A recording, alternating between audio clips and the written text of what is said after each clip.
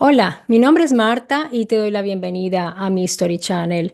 Aquí estoy piloteando esta nave, mi Story Channel, y espero que lo pueda seguir haciendo por muchísimo tiempo porque es una labor que me encanta, lo hago con mucho cariño para todos ustedes. Y como vi algunas sugerencias en el canal, que me pidieron hablar sobre, o sea, me pidieron en realidad traducir esa entrevista que realizó Mauro Biglino en su canal oficial a David Icke.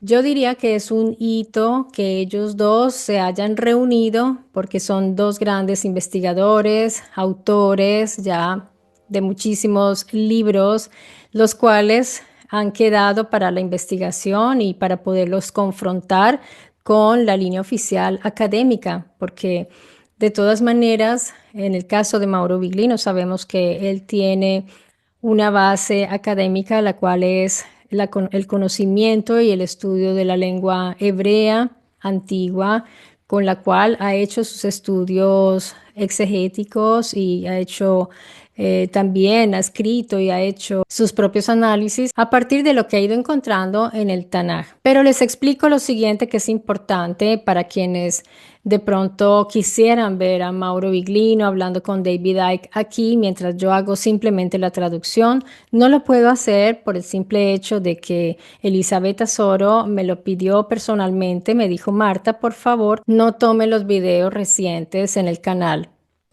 Y me dijo, de todas maneras, ya en el canal está disponible la traducción al español automática, pero también me di cuenta que hay personas que me dicen, no, Marta, yo no logro ver la traducción en español, está en inglés, de modo que quise hacer algo equilibrado. No les traigo aquí la traducción porque no me parece correcto hacerlo con el video del canal. No voy a tomar el video directamente del canal de Mauro Biglino, pero sí les voy a traducir una porción del video que es la primera parte, serán, no sé, tal vez 15 minutos o quizás más, donde se abarca una serie de conceptos e ideas que me parece interesante y además, mejor aún, voy a profundizar y voy a analizarlo y les voy a dar aquí los resultados de esos análisis. Pienso que sea interesante más que en sí hacer solo la traducción. Así que comencemos. Allí se darán cuenta que David Icke inicia narrando una experiencia que tuvo que fue como la ruptura entre la vida anterior que llevaba y una vida nueva que es la que nosotros hoy conocemos, que es pública como autor. Él cuenta que cuando era joven, en los años 90, él fue un periodista deportivo y en el 90 consulta a una medium llamada Betty Shine quien, bueno, esto no está ahí en el video, pero yo lo averigüé y esta medium le dice a él algo muy específico. Le dice que él había venido a la Tierra con una misión y que recibiría mensajes de entidades espirituales. Luego él cuenta que él estaba en Perú y que sintió una presencia en su habitación, pero en realidad ya venía desde hacía un tiempo sintiendo esa presencia o esas presencias. Entonces él, ya cansado de esa situación, de sentir a alguien allí, quizás a ustedes también les ha sucedido eso, él preguntó en voz alta, si hay alguien aquí, por favor, hábleme porque ya me está volviendo loco. Así que unos días después, él estaba en un kiosco con su hijo pequeño y sintió que algo cambió en la atmósfera. Él dice, con el conocimiento que hoy tengo, ya no lo llamaría atmósfera, sino más bien como que hubo un cambio en el cambio electromagnético. Dijo haber sentido como si unos imanes lo alaran y lo tuvieran fuerte hacia el suelo, como si lo tiraran hacia abajo. Y en ese momento él escucha un pensamiento, más que una voz, era como un pensamiento que le habían implantado en la mente. Ese pensamiento le dijo que fuera al otro lado de la calle y mirara los libros que estaban allí.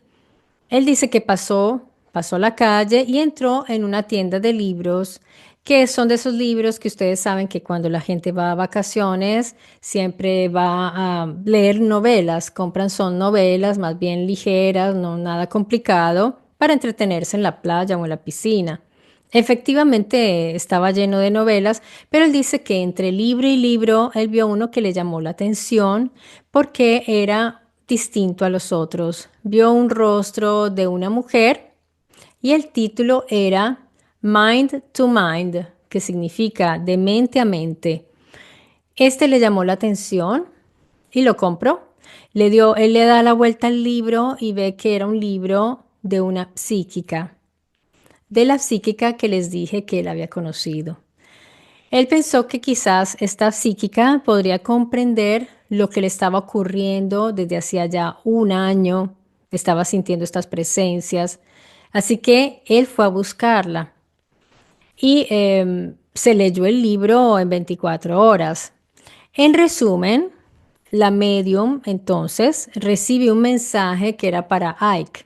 Él narra todo, cómo fue eso, que fue algo muy espectacular en ese momento para él, lo impactó mucho. Entonces ella le transmite ese mensaje y él dice que él comienza a sentir que algo lo estaba guiando, que lo lleva a iniciar una serie de búsquedas, investigaciones y de descubrimientos, entre los cuales él descubre que existe una red global de sociedades secretas que detentan el poder y son estas las que dictan el destino del mundo, deciden como un verdadero poder, que los presidentes son solo una fachada.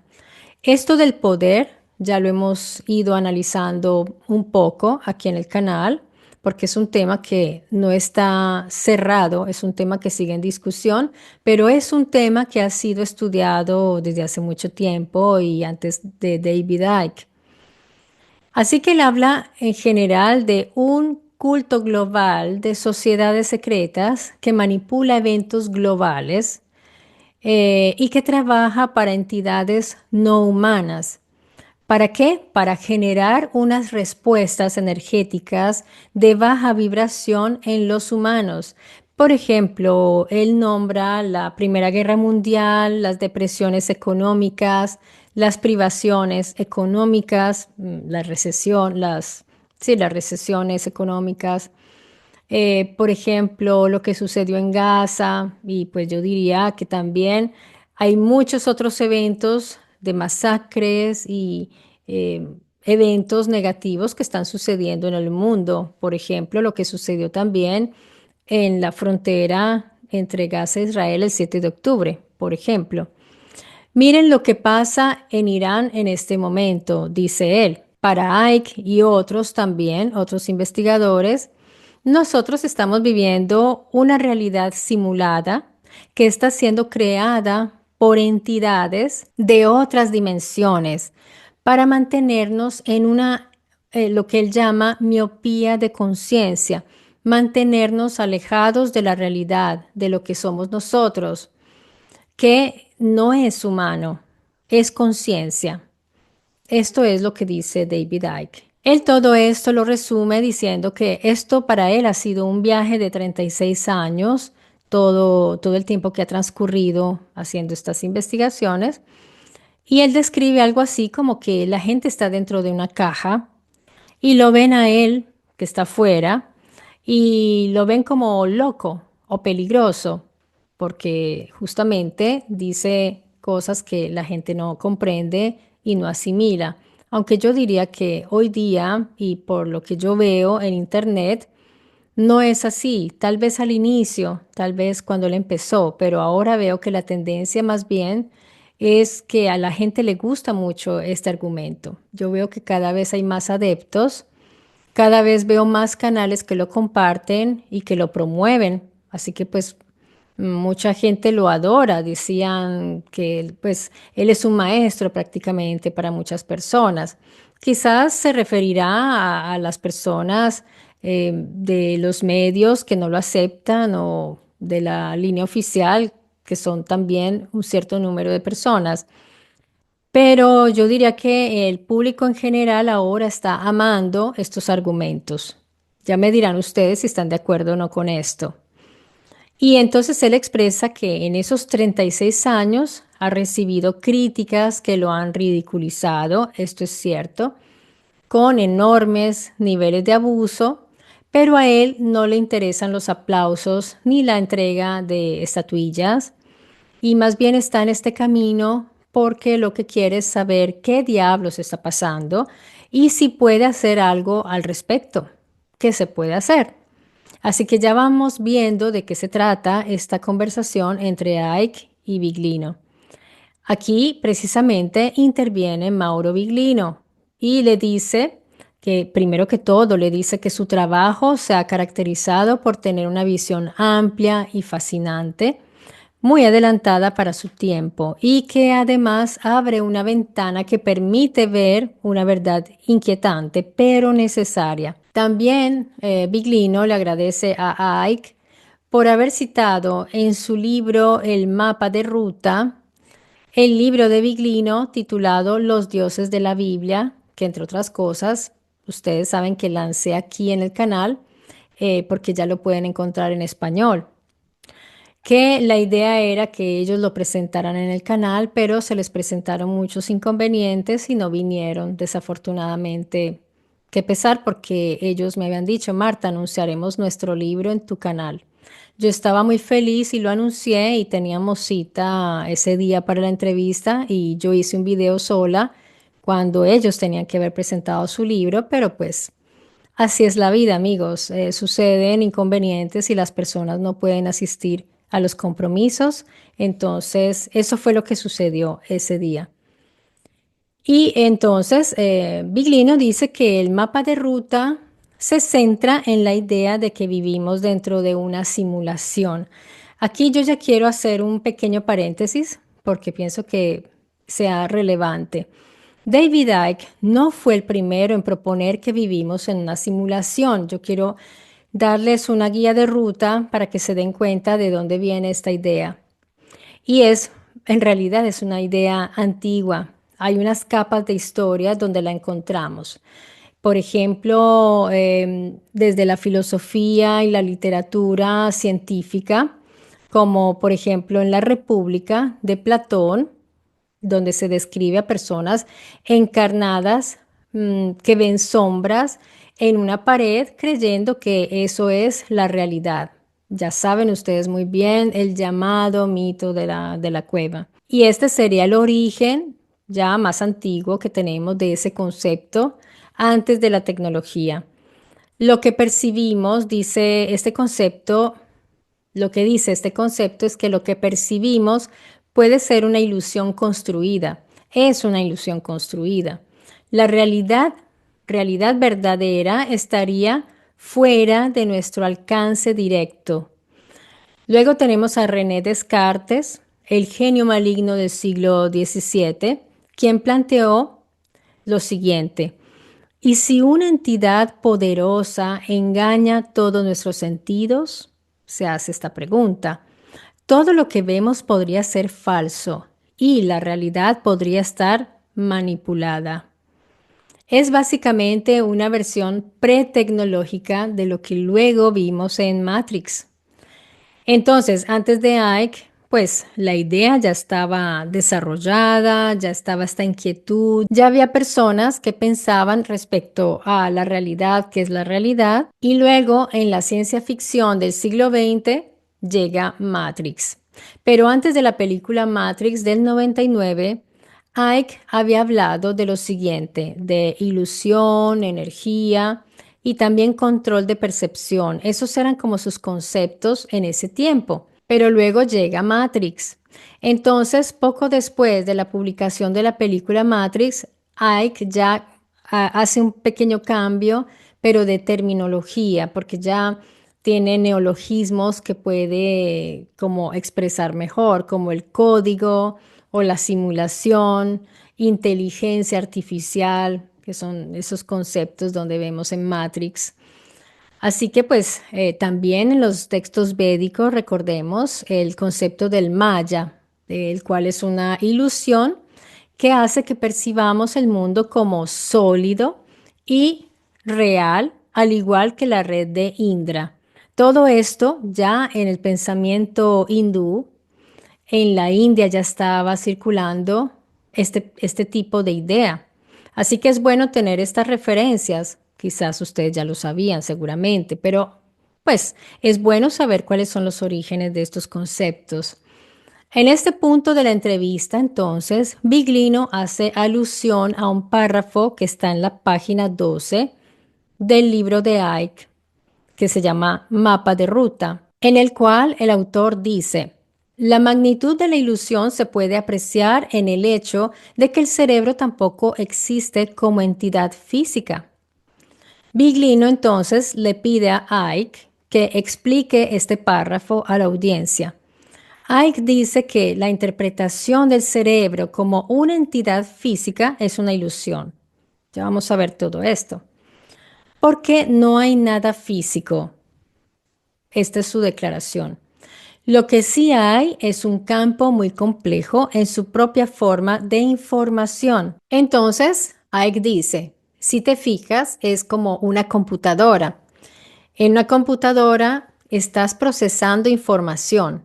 Él explica que así como en una habitación, en el caso de que haya Wi-Fi, te puedes conectar a esa señal con tu computador. Conectas tu computador a la señal Wi-Fi y la información que se encuentra en el campo del Wi-Fi es simplemente información codificada en el campo electromagnético. Entonces, lo que hace la computadora es conectarse a ese campo de información y decodificarlo en lo que vemos después como lo que se traduce como imágenes o lo que estamos viendo en la pantalla, por lo cual él dice que es la misma información pero ya presentada de forma diferente.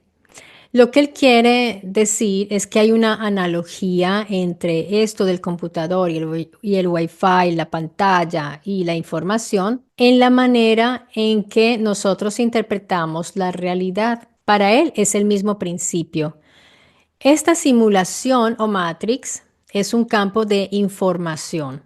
Entonces, necesitamos un computador para decodificar esa información en una forma completamente diferente, que es el mundo. ¿Ven? Él hace esta analogía así. Él llama al cuerpo humano el computador. Aquí quiero intervenir un momentito porque lo que plantea David Icke no es una idea aislada que se le ocurrió solo a él, sino una interpretación moderna y bastante libre a su manera de varias corrientes filosóficas y científicas mezcladas. En esencia, su argumento simplificado es que el cerebro no es físico. Recuerden todo esto porque esos son sus puntos que él defiende en su argumento. El cerebro no es físico. Lo que existe es un campo de información, todo cuanto existe. El cuerpo humano es un decodificador. Haría el papel del computador, ¿ven? Para decodificar esa información. Y la realidad es información interpretada. Entonces, él usa esta analogía, el Wi-Fi como campo invisible con información. Esto me recuerda mucho a Jacobo Greenberg. Y Jacobo Greenberg era un investigador. Es muy probable que David Icke haya visto los libros de Greenberg. Pero bueno, sigamos. Entonces, para Icke, el Wi-Fi es un campo invisible con información y la computadora es nuestro cuerpo como medio que decodifica.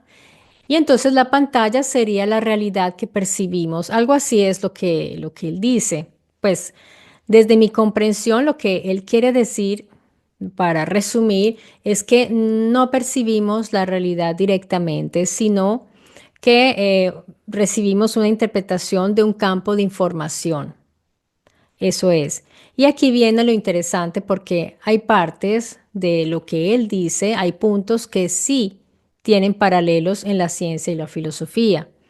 Por ejemplo, el cerebro no ve directamente la realidad, mas la procesa señales eléctricas y químicas, porque en realidad se trata de procesos eléctricos y químicos y construye una representación interna. Vean lo interesante que es esto y lo vamos a ver a profundidad porque ustedes saben que a mí me gusta desmenuzar todo. para ver qué encontramos. En términos modernos, la luz llega a la retina y la retina envía señales al cerebro y allí se produce la imagen. Es decir, que ya hemos visto una interpretación. No estamos viendo directamente la realidad, es una interpretación. Hoy día en física moderna existe debate sobre información como base de la realidad y teorías tipo It from Bit de John Wheeler, pero esto no significa que la materia no existe. Esto es otra cosa. O que todo sea literalmente no físico. Eh, Él dice, no hay nada físico. ¿Recuerdan? Esto lo cité al inicio. Él dice, por ejemplo, el cerebro no es físico. Según la ciencia, veamos qué es esto. Según la ciencia, la materia existe. Está compuesta por átomos, partículas, campos, porque es cierto que la ciencia constantemente está en discusión, está siempre en debate. Así que pues no seremos categóricos tampoco, pero lo que sabemos hasta hoy es que la materia existe y que está compuesta por átomos, partículas, campos y tiene propiedades medibles. También es cierto que es más vacía de lo que parece y está basada en campos cuánticos, porque dentro de lo nuevo que hemos descubierto es la física cuántica. Así que Wheeler propuso la famosa idea It from Bit que les mencioné, que significa la realidad surge de la información, básicamente. Según él, lo que nosotros llamamos materia podría derivar de información fundamental. Entonces, dense cuenta que, bueno, sí, materia, ¿qué es la materia? Información. Entonces, recordemos que en la neurociencia lo que percibimos no es lo real, es el cerebro que construye la realidad. Los colores, por ejemplo, no existen. Afuera, así tal cual como los vemos, no existen. Los sonidos también son interpretaciones de unas vibraciones y las formas son resultado de una reconstrucción en nuestro cerebro. Entonces, aquí categóricos no podemos ser. Es decir, que lo que vemos no es igual a la realidad directa. Según Hoffman, la evolución no nos hizo ver la realidad, nos hizo ver una interfaz útil para sobrevivir, lo que nos sirve, porque para Hoffman ver la realidad real es irrelevante. Lo importante es ver lo que nos ayuda a actuar o a sobrevivir. Por ejemplo, el organismo A ve la realidad exacta, percibe átomos, campos, longitudes de ondas reales y entiende la estructura profunda del entorno. En cambio, el organismo B ve una versión simplificada. Ve el depredador, por ejemplo, o ve comida, o ve peligro, lo que necesita para sobrevivir. ¿Quién va a sobrevivir más? Ya ustedes respondieron. El organismo B.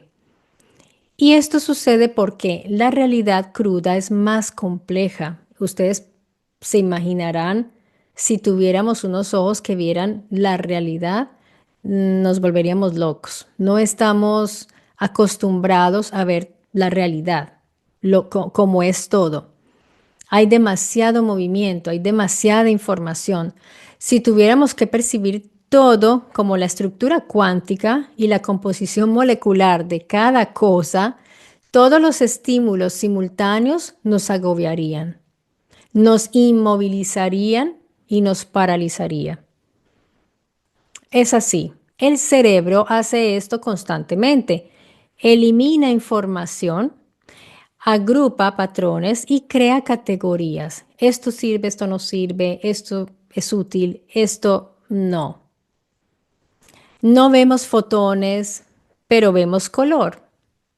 Por ejemplo, el color rojo lo vemos, pero no vemos fotones. Tampoco vemos frecuencias de vibración, pero vemos o percibimos mejor sonido. Es decir, la percepción no nos muestra la realidad, más bien nos muestra lo que es útil, como ya lo mencioné, lo que nos sirve. Para verificar esto, Hoffman hizo un experimento. Él hizo una simulación por computador. Ellos crearon dos tipos de organismos digitales, unos que perciben la realidad con alta fidelidad y otros que perciben lo que es útil, lo que les sirve simplificado. Y el resultado fue que los que veían más fueron los que no desaparecieron, se extinguieron. En cambio, los otros permanecieron, sobrevivieron. Es interesante porque a veces uno no piensa estas cosas y se puede quejar porque pues uno dice, ay, a mí me gustaría ver cómo ven los gatos o cómo escuchan los murciélagos y tener todos esos superpoderes, pero resulta que esos superpoderes nos volverían locos. En la naturaleza hay animales que no ven, por ejemplo, pero oyen muy bien. Así que dentro de lo que llamamos naturaleza hay sistemas orgánicos complejos y menos complejos que desarrollan más una percepción que otra. No desarrollan todas sus percepciones, no la desarrollan todas. Perciben, por ejemplo, algunos el movimiento, como las ranas, por ejemplo, o los murciélagos que tienen esa capacidad de entender los espacios mediante el eco y el sonido, por ejemplo, pero ellos son cieguitos, no ven. Así que desarrollan y nosotros igual. Cuando perdemos unos sentidos, desarrollamos más los otros. Así funciona. Entonces, para Ike existe un campo de información universal. Esto también me lleva nuevamente a Jacobo Greenberg. Esa información está en forma de frecuencia y el cuerpo humano, con sus sentidos, más su cerebro, actúan como receptor, decodificador y convierten esa información en señales eléctricas que el cerebro interpreta como realidad. Esto que menciona Ike es real y ya se los había dicho un poco aquí, que es un proceso químico, un proceso eléctrico que se realiza en el cerebro. Esto se llama transducción sensorial, es decir, que nosotros sí transformamos frecuencias o lo que suelen llamar energía. Cuando se habla de energía, estamos hablando de frecuencias en electricidad. Se transforma frecuencias en electricidad. Podemos decir entonces que lo que percibimos no es la realidad directa, pero sí es una traducción electroquímica de señales físicas. Interesantísimo esto, porque damos por sentado todo lo que vemos, ¿verdad? Pero pues ya últimamente ustedes que son súper, hiper, mega pilos y ven mucha información, ya saben todo esto, ya lo saben, pero es bueno empezar desde cero para ir llegando hasta lo que ya sabemos hoy día según ya la ciencia empírica, porque todo esto está comprobado. Y regresando al argumento inicial, según Ike, esta red global de culto que él menciona sirve a unas entidades no humanas que están alimentándose de la energía humana. Y aquí vamos también a recordar a Freixedo. Él también hablaba de esto y sé que todos ustedes lo están recordando. La idea de ser usado por algo superior, estilo como una marioneta, viene desde las interpretaciones que se han realizado a partir de los textos antiguos, porque con el transcurrir del tiempo, al leer estos textos, hemos ido interpretando que en las narraciones que llaman mitos, hay seres que consumen la energía o consumen algo del humano, como una especie de vampirismo. Por ejemplo, las lamias, que son los seres, pero aquí estamos hablando de seres de la naturaleza, no estamos hablando de seres que van de una dimensión a otra. Están estos seres que están entre un mundo y el otro, un mundo que es quizás el mundo acuático y el mundo de la tierra, el mundo subterráneo o el mundo sobre la faz de la tierra. También se habla de los incubus, los sucubus, que ya empiezan a ser más como unas entidades no visibles, no humanas, invisibles. Entonces sí veo una transición importante porque aquí, por ejemplo, que hemos analizado desde los textos sumerios hasta los textos hebreoarameos, griegos, buscando estas criaturas supuestamente espirituales y hasta ahora yo les he dado una lectura literal del texto y más concreta, no hacia algo o seres espirituales, porque precisamente vemos unas características como, les doy un ejemplo, los malaks que se alimentaban junto a los humanos, se bañaban, se limpiaban, se aseaban y caminaban, hacen una serie de acciones que realizan seres de carne y hueso. Y como se supone que todos estos seres invisibles y espirituales que hoy día la gente cree que existen como ángeles, que es otro concepto distinto a los malaks, que precisamente vienen, estos conceptos vienen de ahí, pero por las traducciones griegas o, por ejemplo, lo que han leído como en el caso de ciertas criaturas mencionadas en los textos sumerios y de otras culturas también que se han asumido como seres espirituales. Así que ha habido una transición allí. No es sencillo porque hay que separar elementos importantes. De manera que aquí, pues, estamos analizando lo que piensa David Icke, lo que él dice, pero tengo que traer estas referencias porque es importante no perdernos, o si no vamos a estar siempre como un barquito de aquí para allá, que sí, que no, que espirituales, que materiales. Yo lo que veo en las narraciones antiguas, hebreas y sumerias es muy concreto. Son seres concretos de carne y hueso. Lo mismo las que he podido examinar de Mesoamérica y otros. Al igual, bueno, como en otros países también. Pero si les vamos a dar una lectura ya espiritual, estamos tomando ya ideas que yo ya les he mencionado, que vienen de unas corrientes que son espiritualísticas y que han ido espiritualizando todo, todo. De manera que esto es para conocer y después cada uno se arma su criterio y ve que quiere pensar, que quiere creer, porque hay personas que les gusta creer, se sienten cómodas con las creencias, otros prefieren ir y averiguar, pero hasta cierto punto podemos saber, porque todo esto está en discusión y nadie tiene por ahora las pruebas de una o de la otra. Tenemos indicios, tenemos pistas, pero todos estamos igual, al mismo nivel. Yo diría que y también depende, porque si estamos hablando ya de la teología, eso ya es otro campo que para mí, pues, para mí, bajo mi opinión, está fuera de toda objetividad. En las narraciones acerca de los seres que gobernaron a los humanos en la tierra, en muchos lugares del mundo, se cuenta que pedían sacrificios. Esto es otro de los argumentos por los cuales muchas personas piensan que todo esto se conecta con lo de vivir de las emociones negativas de los humanos, porque estas entidades físicas, según lo que yo he visto, pero según otros son espirituales, estas entidades pedían sacrificios y esto entonces se ha asociado como el hombre como alimento y su sufrimiento, su dolor, la agonía iría a alimentar a estos seres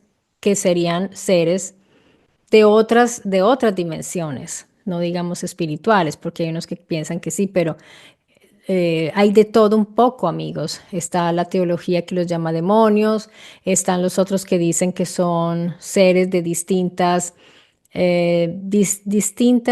dimensiones y que viajan de una dimensión a otra. En fin, de todo un poco, ¿verdad? Así que esta idea fue reelaborada brillantemente por los hermanos Wachowski, los creadores de la historia de Matrix, la película que tanto nos gusta. Ellos plantean un mundo donde los humanos son usados como fuente de energía por las máquinas. Muy interesante, realmente, muy interesante. Es una novela. En la línea de Salvador Freixedo, por ejemplo, se trata de entidades invisibles o no físicas que interactúan con el ser humano y podrían beneficiarse de nuestras emociones. Así que también él está allí dentro de la visión de todas estas lecturas. Sin confirmación empírica directa, las lecturas todas pueden pues divergen muchísimo entre sí. Tenemos varias interpretaciones, desde la filología, la teología y las lecturas independientes, lo que les estaba mencionando. Un filólogo les va a hablar solamente de lo que dice el texto y no va a ir más allá, no va a hacer interpretaciones. La teología, en cambio, sí interpreta y quienes somos independientes y realizamos estudios y comentarios, interpretamos también y estamos todos en ese nivel de interpretación. Entonces, vamos a comenzar por la visión de David Icke. Él dice que existen entidades de otras dimensiones que vampirizan la energía, causando eventos para producir frecuencias vibracionales negativas. ¿Qué tipo de eventos? Pues lo que mencioné anteriormente, guerras. Esto vendría desde la antigüedad con los sacrificios humanos o, por ejemplo, lo que sucedía en el Coliseo romano. Todo eso produce unas frecuencias negativas que en el humano van a producir dolor, rabia, depresión, el miedo, emociones fuertes. Y esas vibraciones que se producen a partir de estas emociones fuertes son percibidas por estos seres que están en otras dimensiones, en otros lugares dimensionales, y las aprovechan para su beneficio.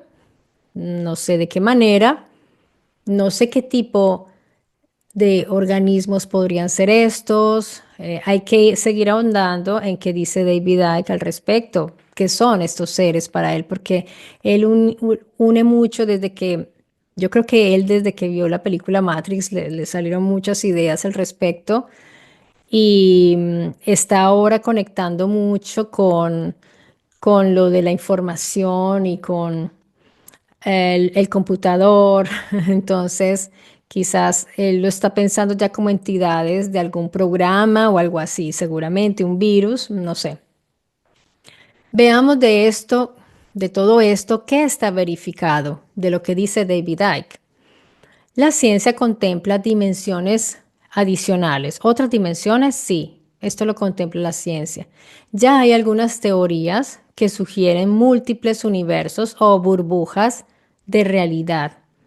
Pero amigos, es importante saber que todavía no hay evidencia clara, empírica, de que existan y mucho menos de que estén habitados. Entonces, y que interactúen con nosotros. Pero esto no significa que no existan, significa que no está comprobado aún. Recordemos que hay personas que dicen haber sido contactadas por seres de otras dimensiones. Yo no sé qué puedo decir al respecto, no puedo comentar nada porque no sé, estas personas quizás han vivido estas experiencias, pero no sé qué tipo de experiencias sean, no lo puedo saber. Sin embargo, si nosotros queremos encontrar pista de esto en los textos antiguos, por ejemplo, como en el Tanaj, pues encontramos algo interesante que son los Solamim, por ejemplo, los cuales pues sí podrían tratarse de niveles de realidad no percibidos por nosotros.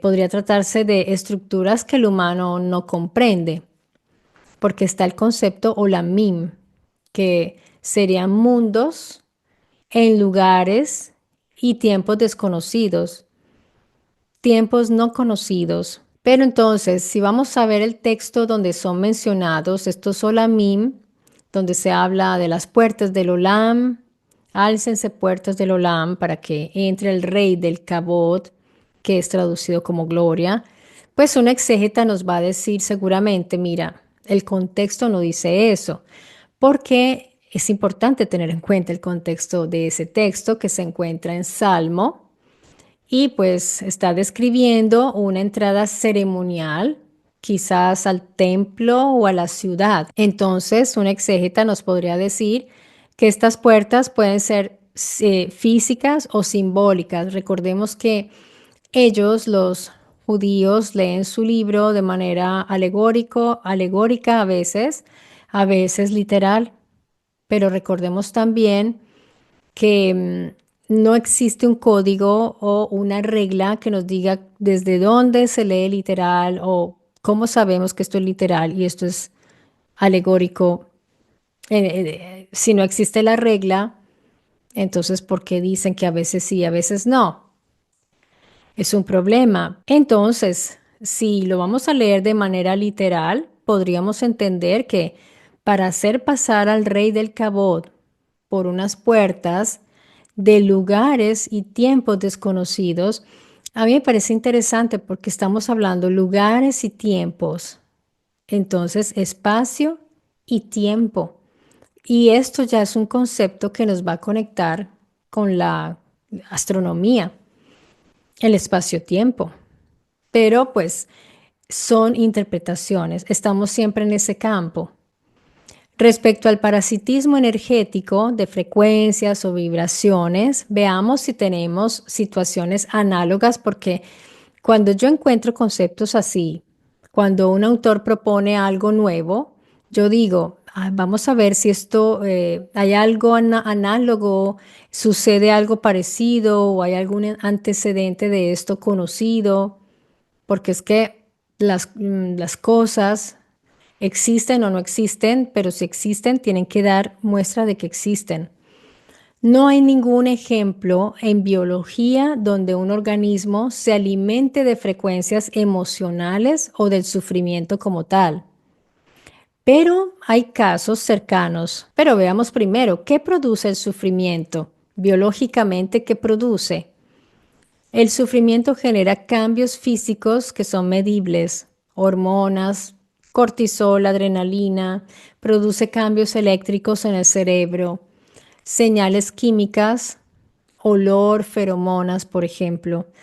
También en la conducta hay cambios porque nos invita a huir o nos sentimos débiles. Y a pesar de que algunos animales detectan presas heridas o estresadas, reaccionan a cambios en movimiento o señales químicas. Entonces, no es que consuman en sí el sufrimiento, porque un león no se alimenta del sufrimiento de la gacela cuando está muriendo.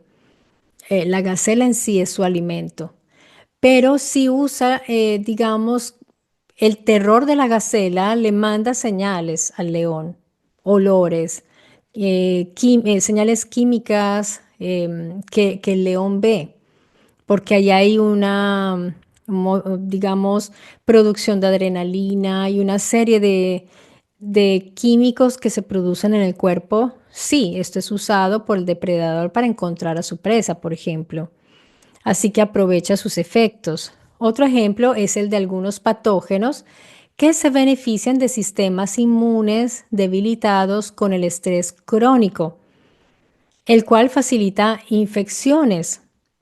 Fíjense que cuando uno se estresa mucho, se le bajan las defensas y ahí es que los virus se vuelven a reproducir, atacan, porque el sufrimiento en ese sentido para el virus es una oportunidad, porque estamos sufriendo, nos debilitamos, nos estresamos y nos debilitamos y ellos atacan, atacan un sistema que en ese momento es vulnerable.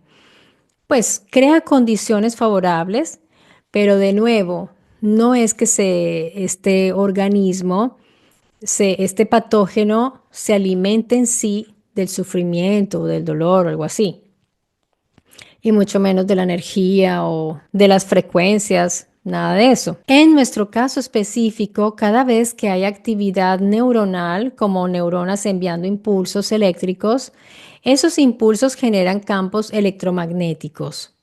Esto es interesante porque esto sí se puede medir, ¿no? Yo ya he hablado de esto en varios videos, porque si les hacen un electroencefalograma es medible. Y los estados como miedo, estrés, dolor, felicidad producen patrones eléctricos distintos, variaciones en frecuencia como alfa, beta, gamma.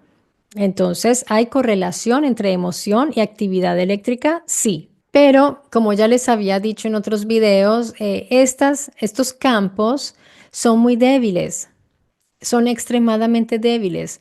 Son del orden de microvoltios, los EEG, lo que van a medir con el electroencefalograma. Son campos magnéticos miles de veces más débiles que los del entorno. Así que, ¿quién se puede nutrir de esos campos electromagnéticos que producimos? Y para que se puedan hacer una idea, el campo del cerebro es más débil que un teléfono móvil, que sus celulares. La red eléctrica es más fuerte que el campo del cerebro. Ese campo que decía Jacobo Greenberg, que sale del cuerpo, como el doctor español del cual les hablé una vez aquí, que él dice que hay un campo fuera de nosotros. En realidad, eso ya es demasiado. Bueno, la ciencia que experimenta con lo medible ha visto que sí, se alcanza a alargar un poco, a expandir un poco nuestro campo, pero es muy, muy débil. Por ejemplo, la red eléctrica o el ruido electromagnético ambiental son más fuertes que ese campo cerebral de nosotros, ese campo eléctrico. Y entonces no podrían servir como fuente de energía porque la energía es ínfima la que se produce allí. No es aprovechable energéticamente, no pueden prender una lámpara con eso. Y no tiene densidad suficiente. Pero como dato interesante, sí son un campo de información. Y esto es interesante porque esa información que alcanza a salir un poco más allá de nuestro cerebro puede ser decodificado, ya que los patrones eléctricos contienen información y podrían ser leídos. Interesante. Si alguien tuviera una tecnología adecuada o si tuviera bueno, una capacidad especial, no lo sé. Pero de hecho hoy existen interfaces entre cerebro y computador y lectura básica de señales neuronales. Ya se está esto estudiando pues desde hace tiempos, están interesados en estudiar esto. En conclusión, el cerebro sí emite señales eléctricas y esas señales cambian con las emociones. Hasta aquí, perfecto. También esas señales contienen información. Pero lo que hace Ike es que él toma algo que es real, como por ejemplo la actividad electromagnética del cerebro, y lo convierte en frecuencias energéticas aprovechables para poder alimentar a esas criaturas que se supone que nos están gobernando. Tenemos una huella eléctrica. Esto es real. Dejamos huella eléctrica, pero no es lo suficientemente abundante y fuerte como para servir de alimento a otras criaturas. Ahora se estarán ustedes preguntando, ¿y si reuniéramos a miles o millones de personas? Porque pues se supone que por eso hacen guerras para que haya mucho sufrimiento y muchas vibraciones negativas. Eso es lo que dicen ellos, pero es bueno saber hasta qué punto esto podría ser viable, ¿no? Si reunimos a miles o millones de personas, sí aumenta la actividad eléctrica total. Hay más señales en conjunto, pero ojo, porque aquí viene lo importante. Estas señales están desincronizadas, van en direcciones distintas y con fases diferentes. Incluso una sola persona tiene múltiples frecuencias, alfa, beta, gamma, millones de neuronas disparando de forma distinta, patrones que cambian cada milisegundo. Entonces, pues ustedes imagínense eso por cada individuo en millones y miles de personas, pues en realidad, amigos, para que las señales se junten, se sumen, porque se tienen que sumar para crear una potencia fuerte y nutrir algo, pues tendrían que vibrar a la misma frecuencia, el mismo ritmo y la misma fase. Es decir, tendrían que tener una alineación exacta. De manera, amigos, que no es posible, no sería posible. El aprovechamiento de nuestra energía generada o nuestras frecuencias o nuestros químicos y electricidad cuando se producen momentos de crisis que generamos todo esto, pues en Matrix vemos que se conectaban y él dice precisamente a la médula pineal directamente, miren que esto no es gratuito, lo que hacen, pues claro, en Matrix, los hermanos que crearon Matrix deben estar muy informados al respecto de todo esto que pues hemos visto aquí así como abuelo de pájaro, pero son personas que para hacer una película interesante tienen que haber leído bastante y haber consultado mucha información. Y sí fue una elaboración interesantísima porque Matrix realmente para mí es una obra maestra en lo que realizaron. Y como idea, es algo que hace pensar muchísimo en lo que es nuestra realidad, nos hace meditar mucho al respecto y seguramente tomaron elementos de la idea antigua, por ejemplo, védica, respecto al maya y al mundo índrico y todos esos conceptos. Pero siempre volvemos al punto en que, pues, Icke habla con mucha seguridad respecto a estas entidades y al igual que Freixedo, el mismo Icke cuenta, narra su historia personal, que se contacta con esta medium y eso va a añadir también, pues, como más misterio y más enriquece el relato. No estoy diciendo que esté mintiendo o que no lo haya vivido, pero pues no todos los seres humanos viven una experiencia como él. Entonces, hay unos seres humanos escogidos para eh, compartir un mensaje. En este momento hay muchas personas que están compartiendo mensajes y que dicen ser emisarios de algo o alguien, de alguna entidad. Muchos están ahora comunicando mensajes y todos pueden coincidir en algunas cosas, pero cada uno se siente emisario de ese mensaje. Yo lo único que les digo es que empíricamente, ¿cómo podemos probar esto? Que hay unas entidades de otras dimensiones que vienen aquí a robarnos la energía.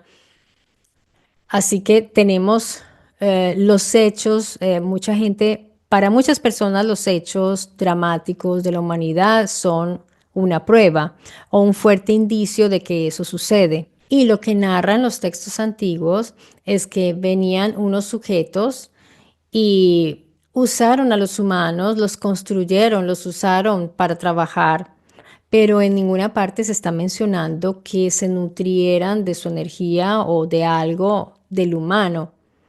Hasta ahora yo no me he topado con algún texto sumerio o hebreo o de otras culturas que haya consultado. No he visto algo que sugiera algo de ese tipo. En el caso de los sacrificios, por ejemplo, hablemos de los sacrificios que le realizaban a los Elohim cuando estos sentían el olor que les consolaba y les agradaba y los calmaba. Allí tampoco pues está sugiriendo que ellos vivieran de eso. Pues recordemos que quemaban animales, ¿no?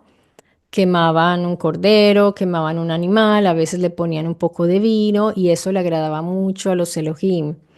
Dense cuenta que en estos días que están los astronautas, ellos comentan, y bueno, y tenemos que esperar análisis futuros respecto a esta misión Artemis 2.